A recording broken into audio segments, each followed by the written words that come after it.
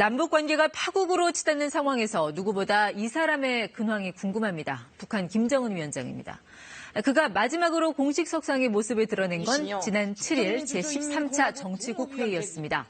한때 나돌던 건강 이상설이 무색하게 잘 걸어다니며 나름 건재를 과시했습니다만 발언은 딱 한 가지, 경제 문제만 언급했습니다. 이후 조화를 보내고 근로자를 격려했다는 소식만 전해졌을 뿐 김 위원장 모습은 드러내지 않고 있습니다. 어제 한때 김정은 위원장이 현지 시차를 이용하는 고려항공 소속 비행기 한 대가 동해상에서 포착됐다는 언론 보도가 나오기도 했지만 실제 김 위원장이 타고 있었는지 등 정확한 내용은 확인되지 않고 있습니다. 김 위원장의 모습을 감춘 사이 그의 여동생 김여정이 전면에 나서 있습니다.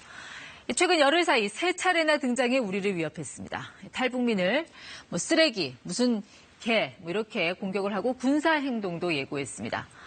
어제 발표된 담화문은 이전의 비난보다 훨씬 더 날이 서 있었습니다. 대통령이라는 표현을 직접 써가며 북한 특유의 거친 표현으로 10분 넘게 비난 발언을 이어갔습니다. 평화의 사도처럼 저신머리 역겹게 하고 돌아가니 그 꼴불견 혼자 보기 아까워 우리 인민들에게도 좀 알리자고 내가 오늘 또 말폭탄을 터뜨리게 된 것이다. 네, 일단 드러난 것만 봐서는 동생 김여정이 전면에 그리고 오빠 김정은은 뒤로 살짝 빠져있는 양상입니다. 이를 두고 두 남매가 역할 분담을 했을 가능성이 제기됩니다. 추후 대화 국면이 조성될 경우를 대비해 우선 악역을 김여정에게 맡기고 자신은 언제 그랬나는 듯 나타나기 위한 사전 포석이라는 것입니다. 김여정을 후계자로 만들기 위한 수순이라는 얘기도 있습니다. 10년 전 김정은이 후계자로 거론될 때도 천안함 폭침과 연평도 포격이 있었습니다. 외교 안보 전문가들 사이에서는 북한이 김정은의 상대를 트럼프 대통령으로 보고 있기에 지금 대남 공격엔 김여정을 대신 내세운 것이란 분석도 나옵니다. 최강 아산정책연구원 부원장은 지난 15일 유튜브로 생중계된 세미나에서 김정은은 한국은 여동생 정도가 상대면 충분하다고 생각하고 있다며 김정은은 자신을 트럼프 미국 대통령이나 시진핑 중국 국가주석과 같은 급이라고 보는 것이라고 설명했습니다.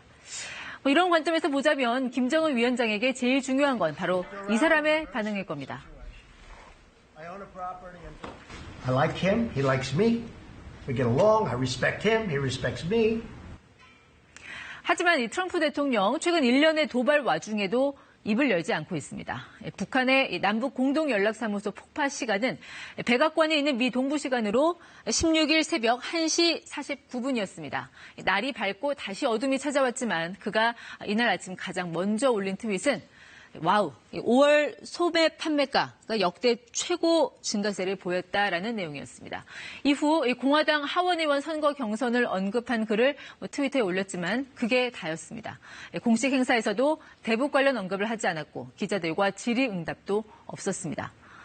연락사무소 폭파 후 폭풍 고려한다면 즉각적인 메시지가 나올 법도 하지만 자신의 이 한반도 평화 치적을 갉아먹을 수 있는 사안이어서 조심스러워하는 것 아니냐는 관측이 나옵니다.